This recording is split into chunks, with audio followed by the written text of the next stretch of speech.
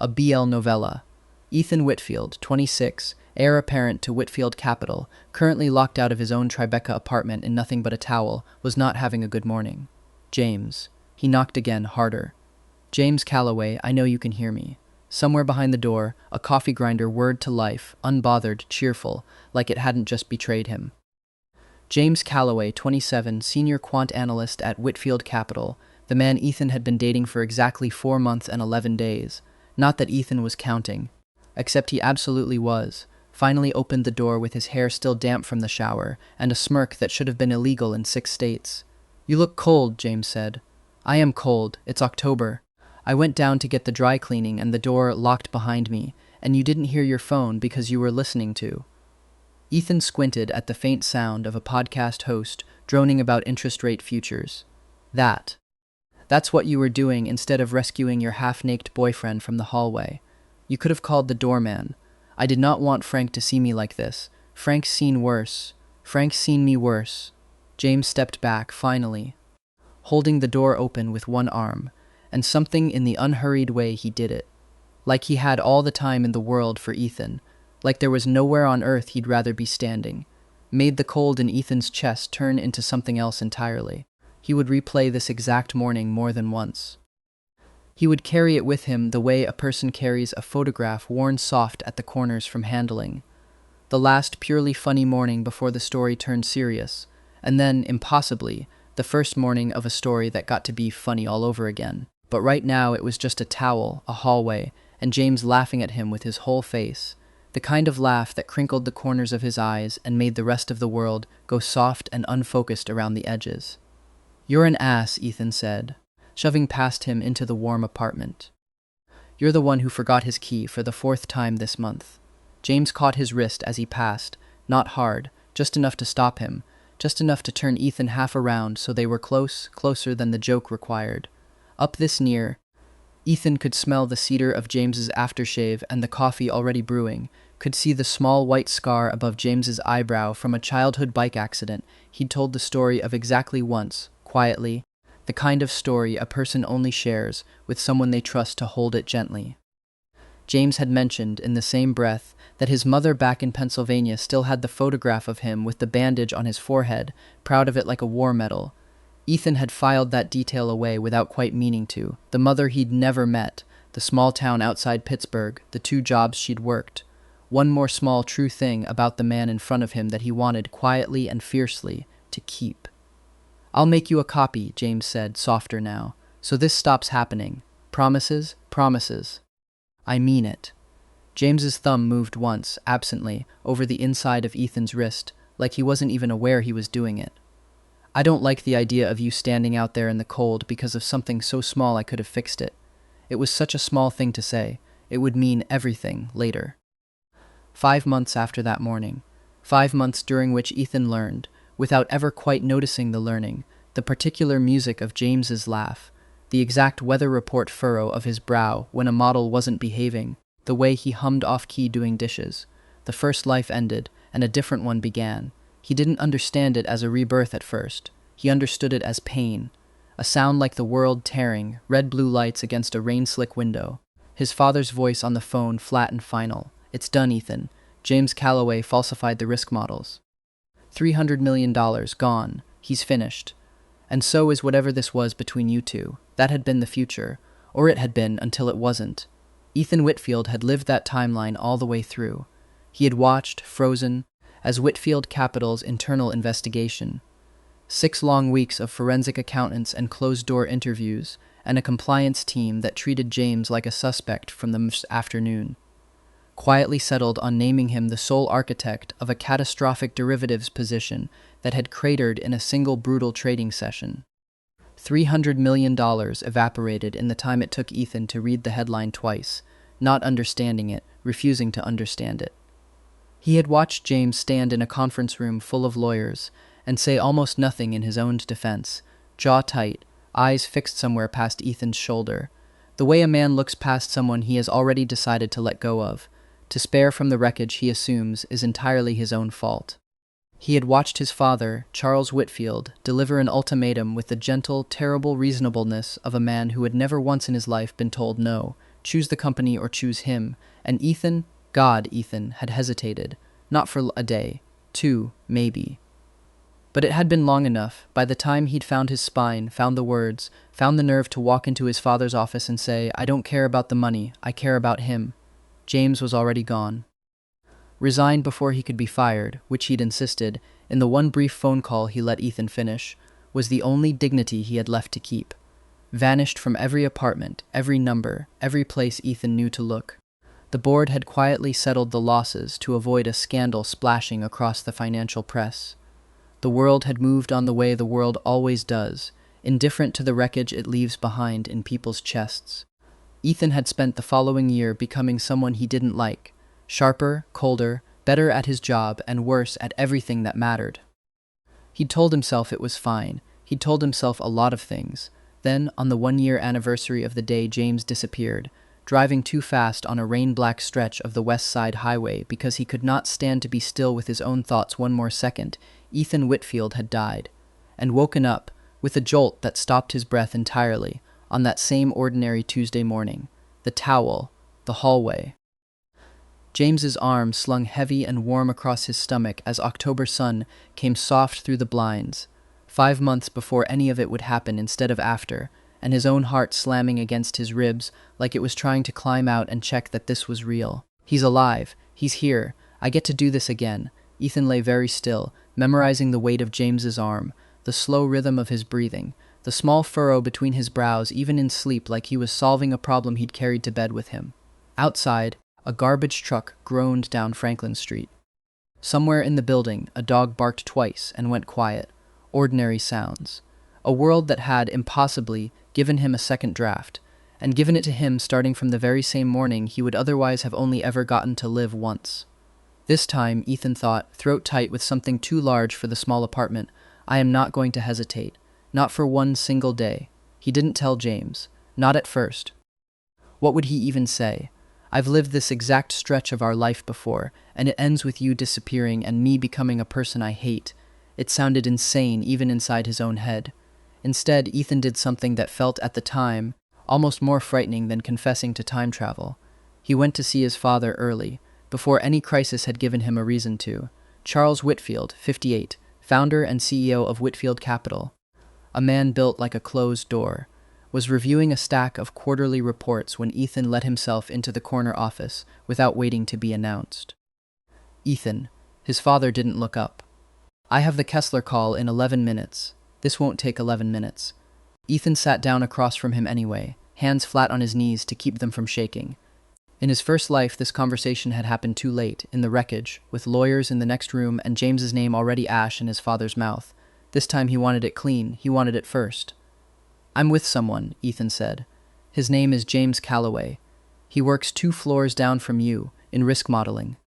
I love him, and I'm not going to hide it, and I'm not going to let anything. Not board optics, not a merger, not a single thing this company decides it needs. Come before that. I wanted you to hear it from me, now, while there's nothing at stake yet, so that later, if there's ever a moment where you think you can use him to control me, you'll already know it won't work. For a long moment his father simply looked at him, and something moved behind his eyes that Ethan had never learned to read as a child and still couldn't now. Calculation, maybe, or something closer to surprise. That's a very specific speech, Charles said finally, for someone who claims nothing is at stake. Because I already watched it happen once, Ethan didn't say. Because I know exactly how this ends if I let it. I just wanted to be clear, he said instead. Early, while it's easy. His father's mouth did something that on another man might have been the beginning of a smile. Noted, he said, and picked his pen back up, which from Charles Whitfield was as close to I hear you as Ethan had ever gotten. It wasn't a victory. Not really. His father hadn't promised anything, hadn't softened in any way Ethan could point to and hold on to. But walking out of that office, Ethan felt lighter than he had in the entire wretched year of his first life's aftermath. Because for the first time he had said the true thing before the crisis forced it out of him broken and too late. He found James at his desk 2 floors down, headphones on, 3 monitors of numbers reflected small in his glasses, completely absorbed the way he got when a model wasn't behaving. Ethan stood in the doorway a moment just watching him, the crease of concentration between his brows, the sleeves pushed up over forearms that Ethan had, in another life, spent a year aching to be held by again, and felt his chest go warm and unbearably full. James glanced up, caught him staring, pulled one headphone off. "You're doing the thing." "What thing?" "The thing where you look at me like I'm about to disappear." James's smile faltered, just slightly, into something more careful. "You okay?" he noticed. Even now, this early he noticed. "I'm good," Ethan said, and meant it more than he had in over a year. "I just really like you. I wanted you to know that today, specifically." James blinked, clearly braced for something worse, and when nothing worse came, laughed. Surprised, a little pink at the ears, glancing down the row of desks like someone might have heard. "Okay, weirdo. I really like you too. Now get out of my doorway. I have a model to fix before Feldman asks about it in the 2 o'clock. Ethan left. But he stood in the elevator afterward, with his hand pressed flat against his own sternum, as if he could hold the warmth in by force, thinking, "There. That's the moment. That's the emotional payoff I almost missed getting to have at all." The weeks that followed were, Ethan would later think, the sweetest of his whole strange doubled life, because he knew, in a way he hadn't the first time around, exactly how precious ordinary Tuesdays were. There was the night James dragged him to a taco truck on the Lower East Side that Ethan, who had grown up choosing between 4 kinds of imported caviar, initially eyed with open suspicion. "This is a health code violation waiting to happen," Ethan said. "This is the best taco in Manhattan," James said, already handing over cash before Ethan could reach for his wallet. "Trust me, you say that about everything. You said that about the diner. You said that about that street cart hot dog that gave you one stomachache one time, and you've never let it go. I nearly died, James. You had mild indigestion for 4 hours. It felt like dying." James handed him a taco wrapped in foil, watching him with a look of such open, unguarded fondness that Ethan momentarily forgot what they'd even been arguing about. "Just try it," James said.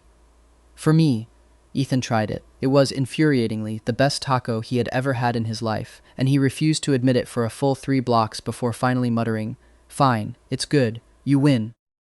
"I always win." James bumped their shoulders together as they walked, easy, unthinking, the kind of touch that had become so natural between them. Ethan sometimes forgot to notice it was happening, and other times noticed so intensely it stole the air out of him. There was the karaoke bar in the East Village where James, 3 drinks in, revealed a genuinely alarming commitment to power ballads, and sang an entire Whitney Houston song directly at Ethan with such theatrical sincerity that Ethan laughed so hard he had to put his head down on the sticky table, gasping, while James kept singing, undeterred, hand pressed to his chest like a man auditioning for Broadway. "You are unbelievable," Ethan wheezed, when James finally sat back down, smug and flushed and pleased with himself. "You loved it, I did not." "Your face says otherwise." James reached over and brushed a strand of hair off Ethan's forehead with 2 fingers, unhurried, the gesture so casually intimate in the middle of a loud, crowded bar that Ethan's heartbeat stumbled. "You have a laugh-cry thing happening. It's very cute. I do not laugh-cry. You're doing it right now." Ethan swatted his hand away, laughing again despite himself, and James caught his wrist the way he had that morning in the hallway weeks ago, and didn't let go, just held it loosely on the table between their glasses. Thumb tracing slow absent circles against Ethan's pulse point, and Ethan thought, "I would live this exact night on a loop forever if I could." There were quieter moments, too. Sunday mornings with newspapers spread across the bed neither of them read. James's foot hooked over Ethan's ankle under the blankets like an anchor. Sunday afternoons when James called his mother back in Pennsylvania on speaker while he cooked, Diane Calloway's laugh, brisk, warm, entirely unimpressed by anything James tried to brag about, filling the kitchen. James rolling his eyes fondly at whatever piece of hometown gossip she was relaying, occasionally holding the phone up so Ethan could shout an awkward hello that Diane always answered with something dry enough to make James groan. "You'll meet her eventually," James had said once, setting the phone down, smiling in that private, unguarded way he had. "Fair warning. She doesn't do small talk. She'll ask you what you actually want, and she'll mean it." Ethan hadn't known then how much that particular warning would matter later. There was the time James showed up at Whitfield Capital's lobby with soup because Ethan had a cold, ignoring 3 separate assistants who tried to intercept him, saying only, with the particular stubbornness that Ethan had learned was a load-bearing in his personality, "I don't care whose meeting he's in. Tell him James is here. The time.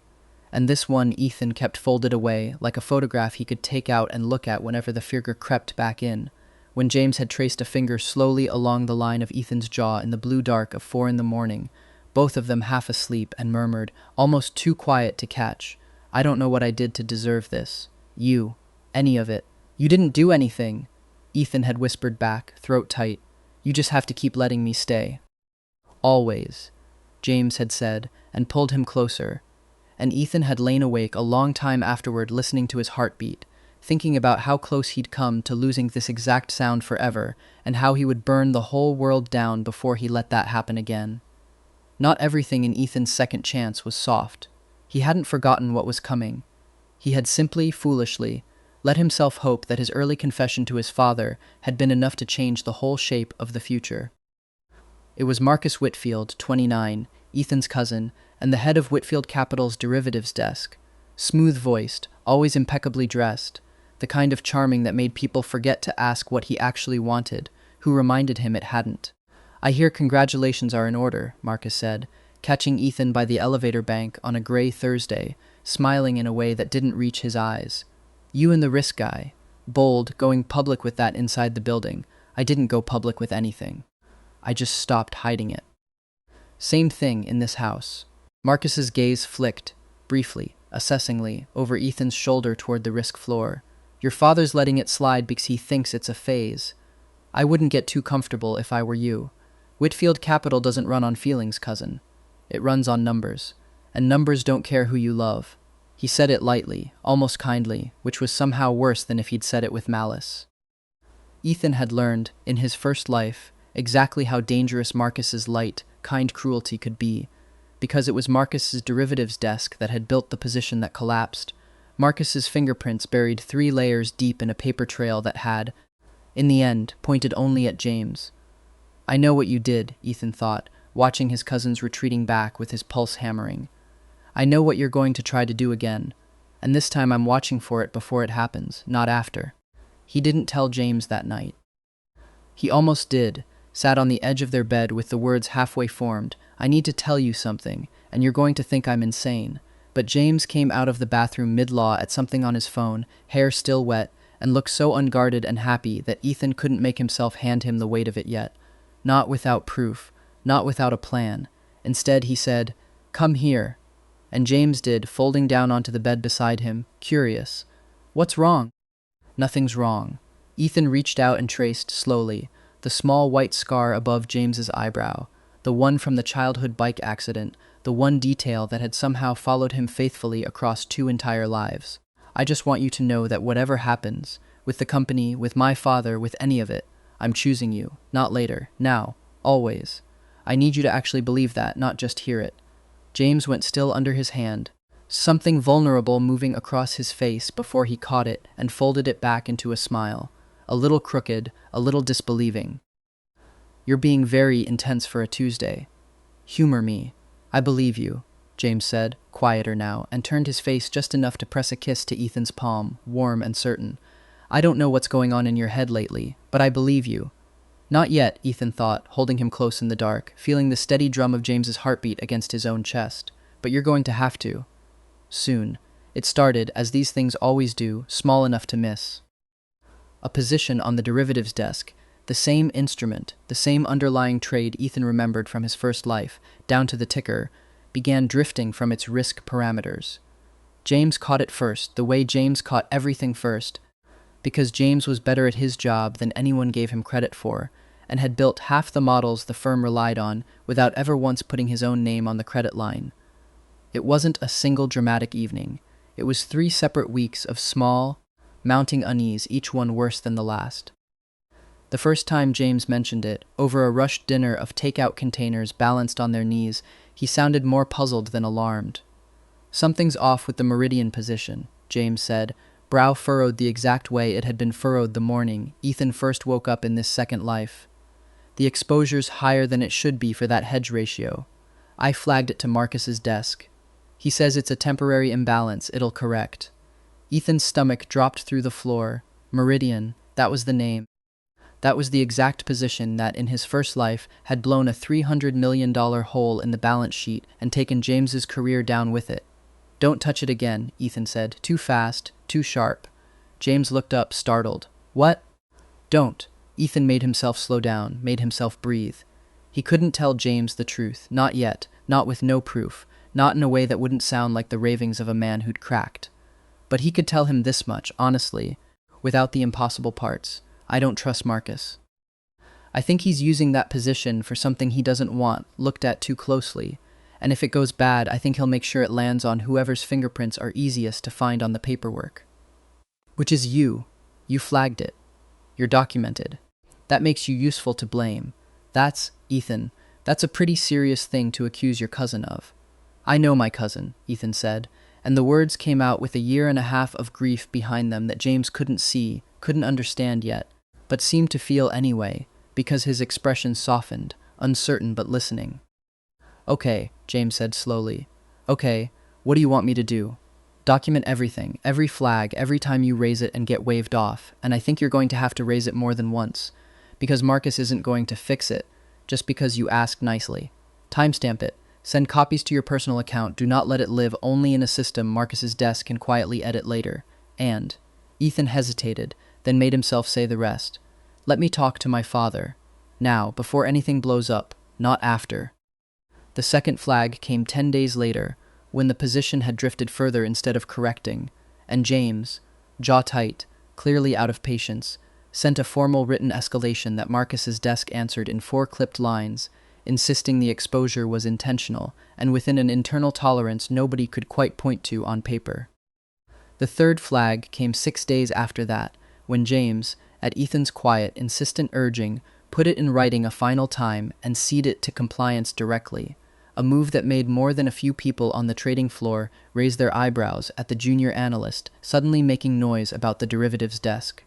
This is the difference, Ethan thought, watching James's face slowly shift from confusion into something more serious, more determined with each dismissal.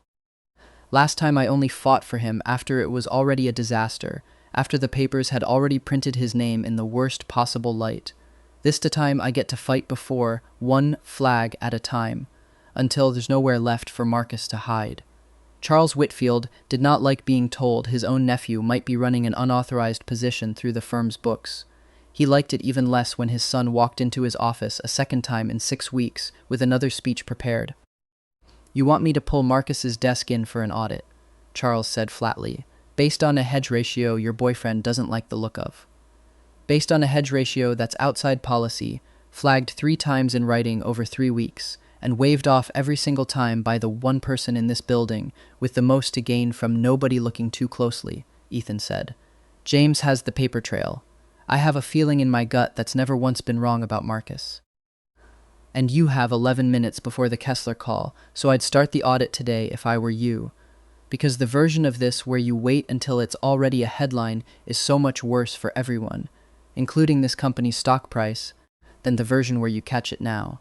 His father studied him for a long moment, the same weighing, unreadable look from 6 weeks ago, except sharper now, more curious.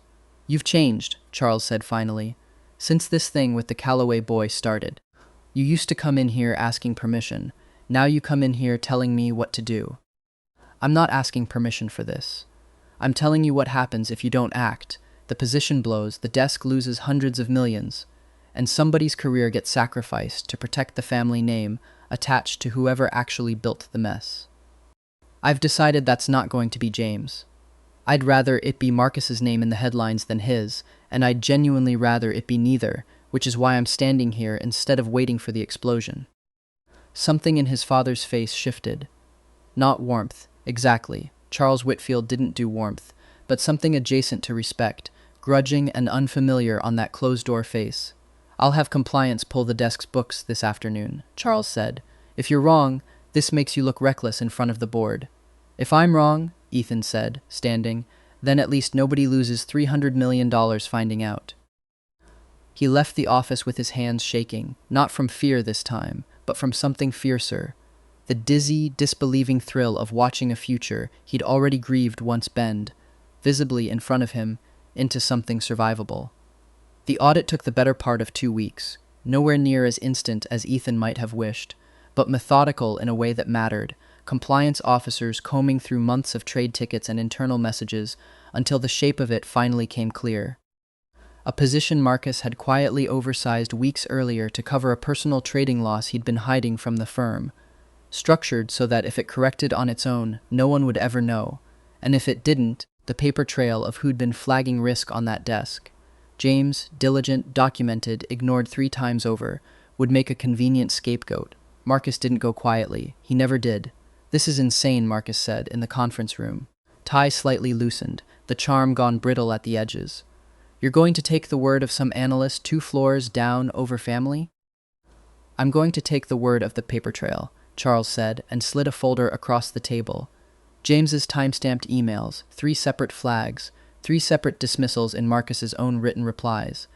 Each one logged in a system Marcus had clearly assumed no one would ever bother cross-referencing, which, unfortunately for you, agrees with him and not with you.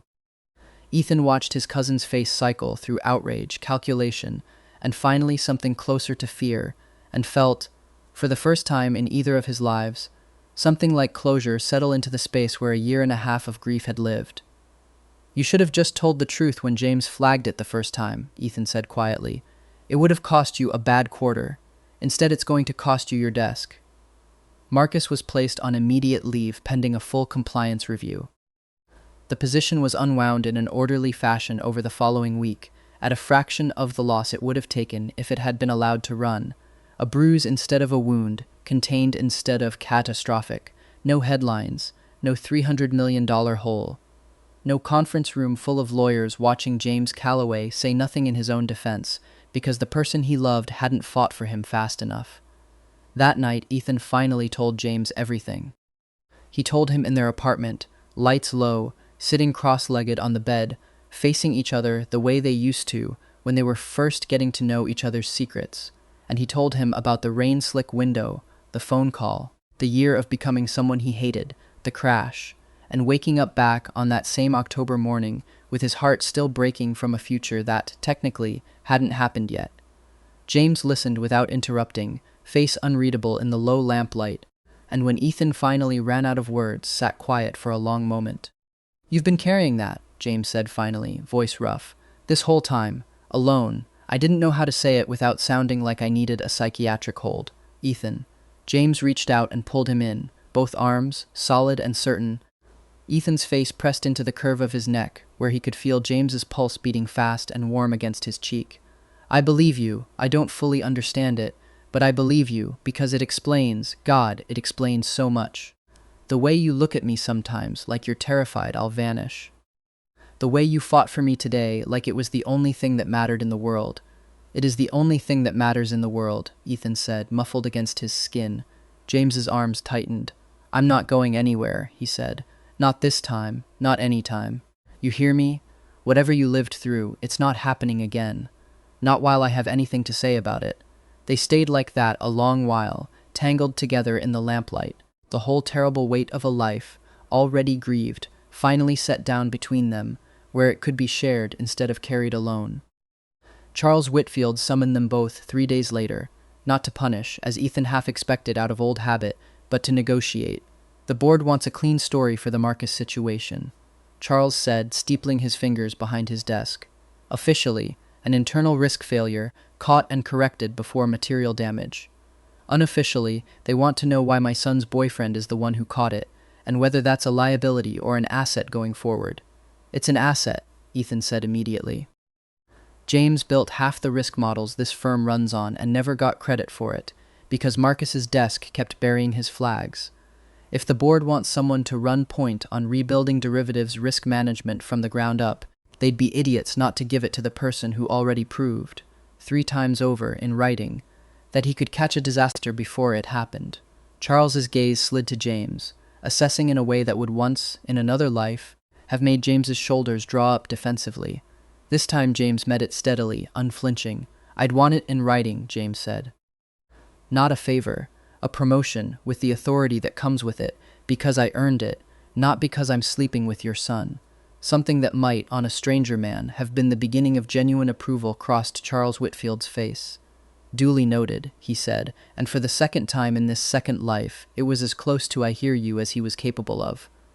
There's one more thing, Ethan said, before his father could move on to the next item on whatever mental list he was working through.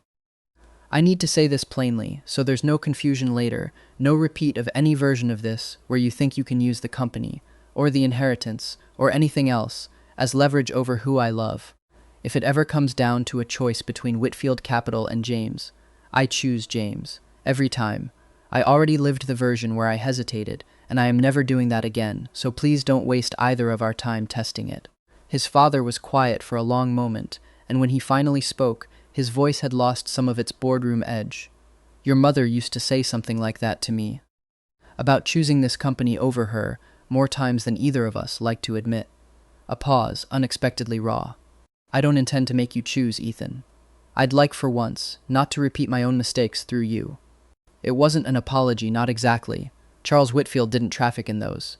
But it was, for a man like him, something close to it, and Ethan felt a knot in his chest he hadn't realized was still there finally begin to loosen. Later that night, James called his mother with the news, pacing their kitchen with the phone against his ear, and Ethan, pretending to read something on his laptop, definitely not just watching James's face light up, heard Diane Calloway's voice crackle faintly through the speaker, delighted and fierce all at once, telling her son in no uncertain terms that she expected to hear every detail twice, and to be told the very moment he set a date for the wedding he hadn't proposed yet, because a mother knows these things before the men involved figure it out. James, laughing, red to the ears, had glanced over at Ethan across the kitchen like he could feel the prophecy landing. They went out to Montauk the first weekend the promotion paperwork was finally, officially signed, James's name on a title he'd earned twice over, once quietly for 2 years, and once loudly across 3 separate flags and a 2-week audit that saved the firm a fortune. Ethan had booked a gray-shingled cottage a 5-minute walk from the water without telling James why, only that he wanted 2 days where neither of them so much as glanced at a phone. They didn't. It was the longest either of them had gone without checking email since the day they'd met, and by the second morning Ethan had almost forgotten what it felt like not to carry the low, constant hum of Whitfield Capital somewhere behind his ribs. He woke before James did, which almost never happened, and lay for a long while just watching him sleep, sun coming pale gold through gauzy curtains, catching on the fine hairs at James's temple, on the slow, even rise and fall of his bare shoulder above the sheet. Down the hall, the ocean kept up its steady hush, patient, endless. Ethan thought, not for the first time, that he had spent an entire lifetime believing love was supposed to be dramatic, grand gestures, boardroom declarations, wine spilled across white tablecloths, and had only learned, the second time around, that most of it was actually this: quiet, unwitnessed, entirely undramatic devotion, watching someone breathe. James stirred, blinked awake slow, caught him staring. You're doing the thing? I'm always doing the thing. You should be used to it by now. I am. James reached across the space between them, fingers finding Ethan's jaw, thumb tracing once along his cheekbone with the unthinking tenderness of a man who no longer had to try to be gentle, who simply was. Doesn't mean I don't like catching you at it. They spent the morning walking the tide line barefoot, jeans rolled to the knee, cold surf chasing over their ankles and retreating, chasing and retreating, James collecting an absurd number of broken shells he insisted had character, Ethan pretending to be unimpressed by every single one while secretly pocketing his favorite. The wind smelled of salt and low tide, and faintly of the coffee James had insisted on carrying the whole walk in a battered thermos, sharing it back and forth between them without bothering to wipe the rim. Can I tell you something? James said, somewhere around the 2nd mile, watching the horizon instead of Ethan, voice gone unusually careful. Always, I used to think before any of this, that I was the kind of person things happen to. Layoffs, bad luck, being the guy whose work got used and never credited. I got good at expecting the floor to drop out. He glanced over, salt wind pushing his hair sideways, and smiled, small and honest. You're the first thing in my whole life that made me start expecting the opposite. That made me start thinking maybe good things could just keep happening, without a catch. Ethan's chest ached, sweet and full, the particular ache that had replaced, almost entirely now, the old grieving one. He stopped walking, caught James's hand, held it against his own sternum the way James so often held his. "There's no catch," Ethan said, "I promise you. I already paid the cost of losing you once, in a life you don't even remember living through with me. Whatever's left after that, it's just good things. That's all it gets to be, from here." James kissed him then, salt-damp and unhurried, the ocean sighing in and out behind them, and Ethan thought, arms sliding around his waist, cold wind forgotten. This is what I fought for. Not the boardroom, not the audit, not every chapter of their Second Life romance was soft focus and salt air. There was, memorably, the Whitfield Foundation Gala in December, black tie and string quartet, and Ethan's father working the room like the professional he was. And there was Adrian Whitmore, 30, a hedge fund analyst James had dated briefly 2 years before Ethan, handsome in the effortless, well-tailored way of a man who had never once in his life worried about a spilled drink ruining a proposal.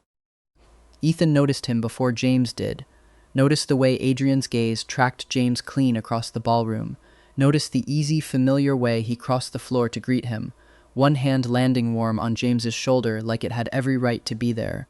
"James Calloway, look at you, head of risk management." Adrian's smile was white and easy. "I always said you'd end up running something. Didn't think it'd be at Whitfield, though, Adrian. Hi."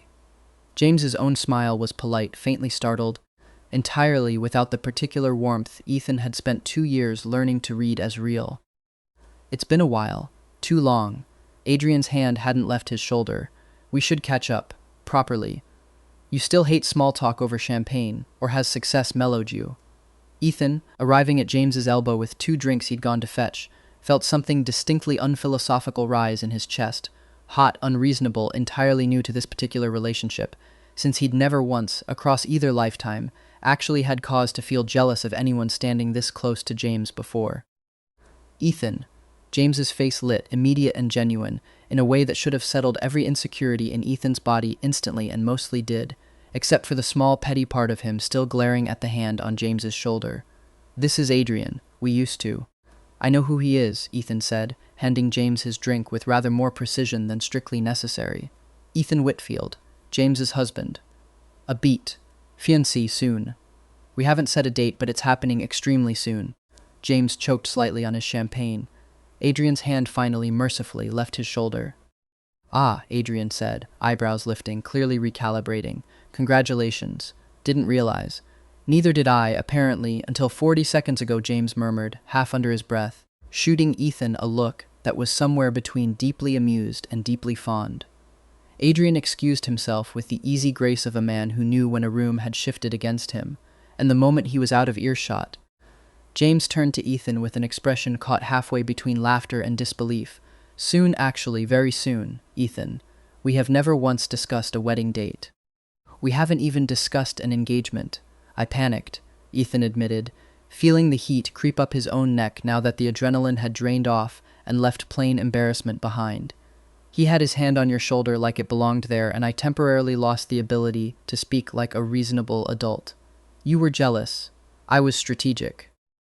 "You were jealous," James said again, delighted now, setting both their glasses down on a passing waiter's tray so he could take Ethan's face in both hands instead, thumbs brushing warm along his cheekbones, eyes bright with a fondness that made the whole overheated ballroom fade to background noise, "of Adrian Whitmore, who I dated for 4 unremarkable months and broke up with because he once described a sunset as aesthetically adequate.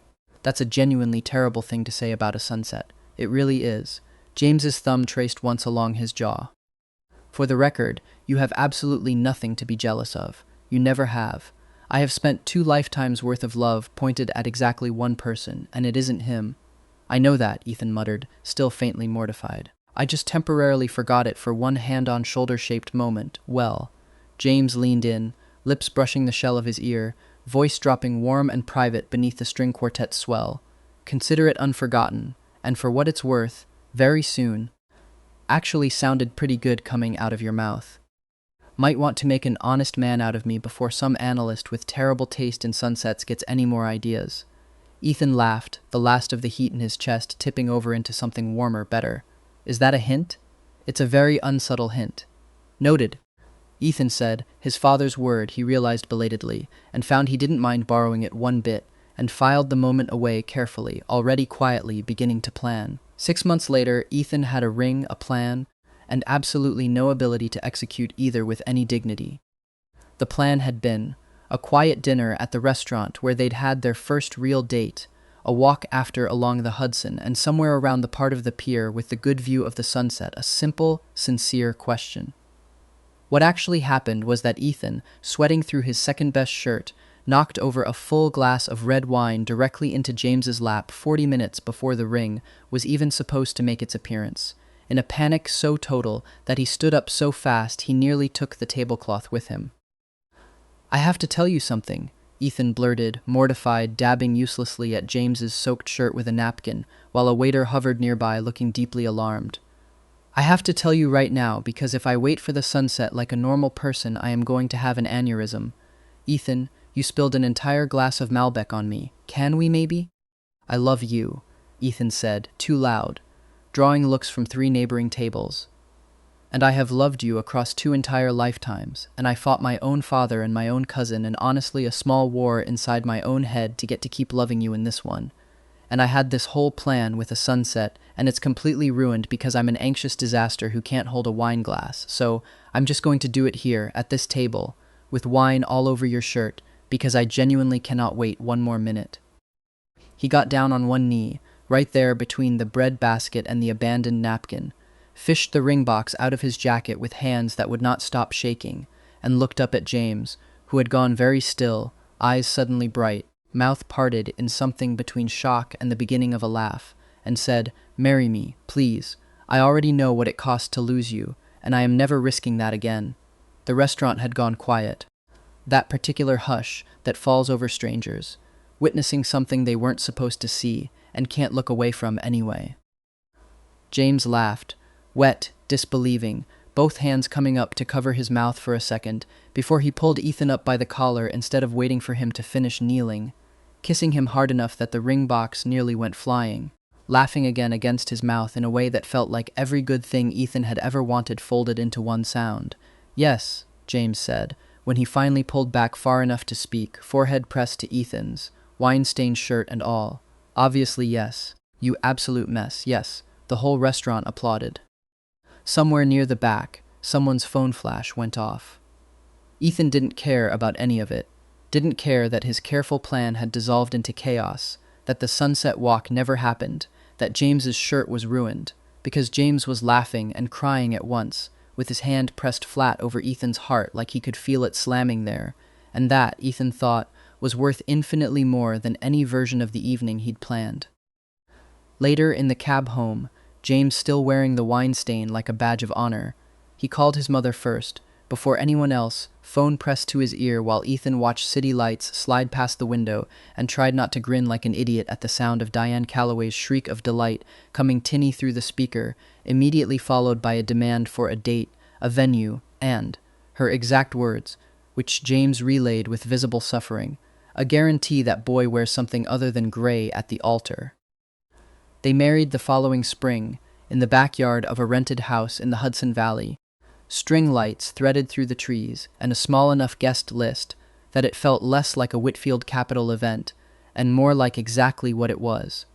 2 people who loved each other, surrounded by the handful of people who'd loved them through it. Charles Whitfield gave a toast that surprised everyone, including, visibly, himself. "I spent most of my life believing that the things that mattered were the things you could put a number on," he said, glass raised, uncharacteristically unsteady. "My son taught me otherwise, more stubbornly and more thoroughly than I would have liked, frankly. James." He turned to look at him, something almost warm breaking through the closed-door composure. "Thank you for teaching him to fight for something worth more than any balance sheet, and for being worth fighting for." James, sitting beside Ethan with their fingers laced together under the table, ducked his head, ears going pink, and Ethan pressed a kiss to his temple, right there in front of everyone, unhurried, unhidden, the exact opposite of every version of this life, where love had once had to be careful, quiet, defended in conference rooms after it was already too late. This is the ending I almost didn't get, Ethan thought, watching James laugh at something his father-in-law, now, a word Ethan had genuinely not believed he'd ever apply to Charles Whitfield, said, watching the string lights catch gold in James's hair, watching the whole ordinary, extraordinary miracle of a life that had been given back to him to do right. He leaned over, lips against James's ear. "I love you. In every life I get, from now on." James turned, caught his mouth in a slow, soft kiss that tasted like champagne and cake and every good thing, and murmured against his lips, "Just this one's fine, actually. I plan on sticking around for the whole thing."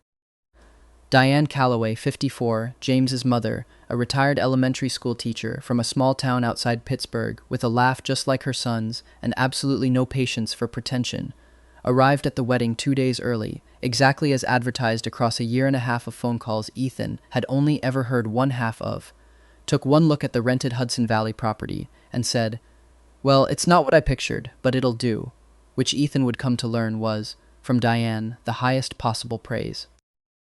She had raised James alone after his father left when James was 9, worked 2 jobs through most of his childhood, and had, as she told Ethan bluntly over coffee the morning before the ceremony, without an ounce of the delicacy Ethan had half braced for.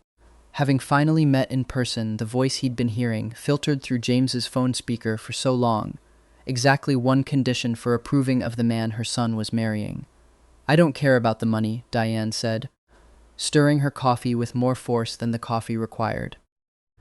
"James tells me you've got plenty of it, and frankly that's never impressed me once in my life. I care that you know what you've got." James spent a long time being underestimated, Mr. Whitfield. Overlooked. Used for his work and never once thanked properly for it. If you're the kind of man who's going to let that happen to him again, I'd rather know now. Ethan set his own cup down carefully, met her steady, assessing gaze, so like James's, when James was deciding whether to trust someone, and answered without hesitation. "I already lost him once," Ethan said, "in a version of my life you'll never hear the full details of, because it sounds insane and it doesn't matter anymore. What matters is that it taught me exactly what he's worth, and I have spent every day since making sure I never take a single hour of him for granted again. I know what I've got, Mrs. Calloway. I intend to keep knowing it for the rest of my life." Diane studied him a long moment, something in her face softening by degrees, until finally she reached over and patted his hand, brisk and warm at once. "Good answer," she said. "Call me Diane. And for God's sake, wear the blue tie tomorrow, not the gray one. You'll wash out next to him in the gray." Ethan wore the blue tie. That evening, watching James dance with his mother under the string lights, her hand tucked small and proud in his, her head tipped back mid-law at something he'd murmured, Ethan felt the last small worry he hadn't known he was still carrying settle quietly into peace. He thought of his own mother, gone since he was a teenager, and wondered, watching Diane beam up at her son, whether some part of this, the ease, the unguarded joy, was what she would have wanted for him too. His father, standing at his shoulder with a drink he'd barely touched, seemed to be thinking something similar. "She's a formidable woman," Charles said. "She interrogated me over coffee this morning like I was applying for a security clearance." "Good," Charles said, with the particular dry approval that had, over the past year, become one of his more frequent expressions around Ethan. "Someone should have been doing that for you your whole life. I was usually too busy." A pause, and then, quieter, almost lost under the music. "I'm glad it was him who finally did." Ethan didn't trust himself to answer that without his voice cracking, so he only bumped his shoulder gently against his father's, a gesture so unlike either of them that Charles actually huffed something close to a laugh, and watched, chest full to bursting, as James spun his mother once more under the lights and caught Ethan's eye across the yard, grinning, radiant, entirely, permanently his. The dog was the problem. Not a real dog. They'd argued about that for a solid year and settled, eventually, on a scruffy rescue mutt named Feldman, after the compliance officer who'd first signed off on James's promotion, and who neither of them had ever actually told about the honor. The problem was that Feldman had, in the 11 months since his adoption, developed a single-minded devotion to Ethan's left dress shoe, and Ethan was currently standing in the middle of their bedroom in one shoe, one sock, and a tie he hadn't finished knotting, glaring at a dog who did not care in the slightest. "James." Ethan's voice carried down the hall with the particular strained calm of a man trying not to be late. "Your son has eaten my shoe again."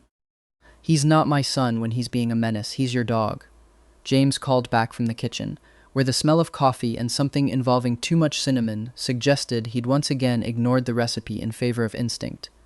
"And I told you not to leave them by the door. He thinks it's a chew toy delivery system." "It is not a chew toy delivery system. It is $400 Italian leather, which is exactly why he loves it. Rich taste. Takes after you." Ethan appeared in the kitchen doorway, one shoe in hand, sock foot cold against the floor, doing his best impression of a man deeply wronged. James, hair still sleep mussed, an apron that said "Kiss the Analyst" tied crooked over an old t-shirt, a smear of cinnamon on his jaw he was clearly unaware of, took one look at him and burst out laughing so hard he had to set down the spatula. "It is not funny," Ethan said, fighting his own smile and losing. "It's extremely funny. You look like a very handsome, very betrayed flamingo. I have a board meeting in 40 minutes. "Then I suggest," James said, crossing the kitchen unhurried, reaching up to fix Ethan's crooked tie with the ease of 2 years' practice, fingers brisk and sure against his collar. "You wear the backup pair you keep telling me you don't need, and admit that I was right about buying 2 pairs of everything. I will admit no such thing. You love me anyway." "Unfortunately," Ethan said, and kissed the cinnamon off James's jaw before he could protest, which turned into kissing him properly, slow and warm in the morning light, until Feldman, abandoned shoe forgotten, head-butted both their shins in a bid for attention, and they broke apart laughing. It hadn't taken Ethan long, in the 2 years since the wedding, to understand that married life with James Calloway was mostly this: small, ridiculous, entirely unglamorous joy, stitched together out of stolen kisses in kitchens and arguments about a dog's dietary crimes, and the particular contentment of falling asleep every single night knowing exactly where the other person was. They'd bought a bigger place eventually, not because either of them cared much about square footage, but because James's growing risk management division needed a home office that wasn't technically also their bedroom, and because Ethan had quietly, without asking, wanted a guest room specifically so his father would have somewhere to stay when he visited on Sundays, which he did now, with a regularity that would have been unthinkable in Ethan's old life. There was, too, a second guest room, smaller, sunnier, that Ethan had furnished without telling James at all until it was finished. The one Diane used the 3 or 4 times a year she took the train up from Pittsburgh, always arriving with a tin of something baked that never survived the weekend, and a fresh, unsparing set of opinions about whatever Ethan happened to be wearing. Charles Whitfield had turned out to be, against every possible prediction, a surprisingly enthusiastic if deeply incompetent participant in Sunday dinners, mostly because James had made it his personal mission to teach his father-in-law to cook something more complicated than a reservation. "Your father," James reported one such Sunday, hip against the counter, watching Charles frown with fierce concentration at a pan of frankly abused garlic, "just asked me if medium heat was a metaphor. Give him time. He once ran a multi-billion-dollar hedge fund. He can learn to saute." I'm starting to think the hedge fund was easier. Across the kitchen, Charles, without looking up from his garlic, said dryly, "I can hear both of you." And James grinned at Ethan over his shoulder, delighted, the two of them sharing one of those looks that had become so easy, so worn smooth with happiness, that Ethan sometimes forgot to marvel at it, and then, just as often, remembered exactly how close he'd come to never having it at all, and marveled anyway. Late that night, dishes done, Charles gone home, Feldman asleep in an ungainly sprawl across the foot of the bed, Ethan lay with his head on James's chest, listening to the steady, unhurried rhythm of his heartbeat, the way he still sometimes did when the old fear crept back. Quieter now, further away, but never entirely gone. "You're doing the thing again," James murmured into his hair, voice thick with sleep. "What thing?" "Listening to my heart like you're checking it's still there." Ethan huffed a soft laugh, pressing closer. "Can't help it. I spent a whole life without it." Habits like that don't just disappear. James's arms tightened around him, unhurried, certain, the same way they'd tightened around him in the lamplight 2 years ago, when Ethan had first handed him the whole impossible truth and watched him choose to believe it anyway. "Well," James said, pressing a kiss to the crown of his head, "I plan on making sure you never have to go back to checking. Not once, in whatever life we've got left. That's a big promise. I've kept bigger. Ask your father. I got him to eat vegetables he didn't recognize. Ask my mother. I got her to fly on a plane for the first time in 11 years, just to walk me down half an aisle. She insisted on sharing with your father, who she still calls the garlic man to his face. Ethan laughed for real then, the sound swallowed warm into James's shoulder, and outside their window the city hummed on the way it always did, indifferent and enormous and entirely uninterested in the small miracle unfolding in one lit apartment 11 floors up. A man who had lost everything once, lying safe in the arms of the person he'd fought 2 lifetimes to keep, laughing at nothing, at everything, at the sheer dumb luck of a second chance well spent.